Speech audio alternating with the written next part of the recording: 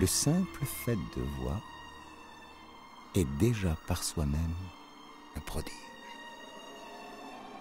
Si l'on songe à la complexité de l'œil, dont le pouvoir est si étendu qu'il est capable de nous mettre en contact avec le monde où nous vivons. En tout cas, avec une grande partie de ce monde-ci. Il nous ouvre le proche et le lointain visible, le réel, et à la limite, l'irréel, en nous le faisant pressentir. Le proche, c'est tout ce que cet autre miracle, la main humaine, peut saisir et modifier dans l'immédiat. Le lointain, c'est tout ce qui, à travers l'espace et le temps sans borne, a déjà disparu depuis des milliards de siècles, mais dont les images visibles nous parviennent quand même encore. L'œil, ou le cristallin si bien nommé, ressemble à un joyau dans son écrin. C'est un outil de précision sans lequel la culture humaine tout entière n'aurait pu naître ni se développer.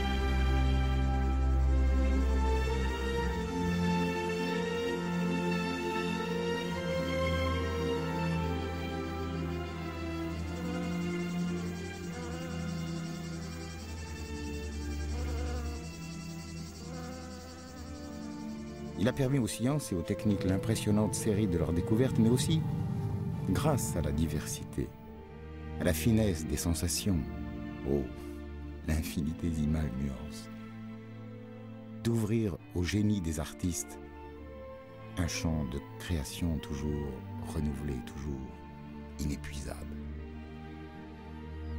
Mais il y a plus.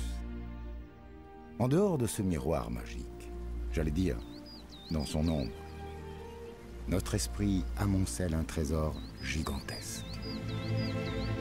On y trouve pêle-mêle les traces de ce qui a frappé notre attention et meublé notre mémoire, les clartés de notre raison, les doutes et les obscurités de notre égarement, les valeurs mesurables de la conscience en éveil et le tohu-bohu de nos fantasmes, le désir et l'épouvante, et ce qui nous fascine et ce que nous essayons de refuser.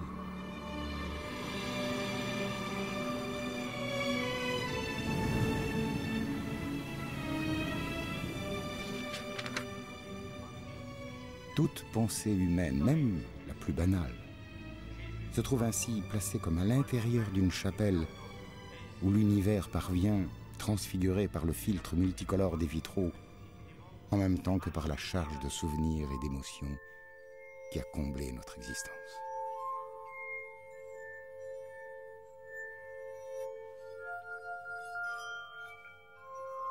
À la sueur mouvante de ces écrans de verre répondent les sonorités du dedans.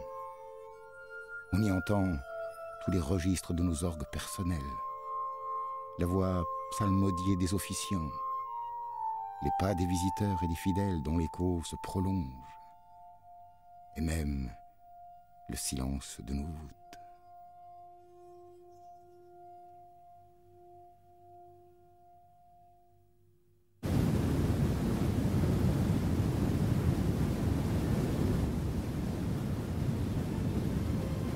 Pourtant, cette masse énorme que chacun de nous porte dans ses caves et ses greniers, et qui n'a pas plus de durée qu'un millième de seconde, pas plus de poids qu'une plume, ne peut éviter d'infléchir et de transformer ce qui ne cesse de se déverser du dehors et qui, par définition, nous contient et nous dépasse.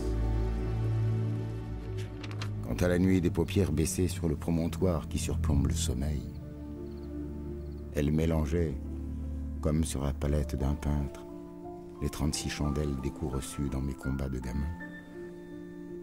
Des émerveillements, des plaisirs surprenants. L'enfant que j'étais, l'enfant à la fois curieux et craintif, est resté pour toujours dans son demi-sommeil.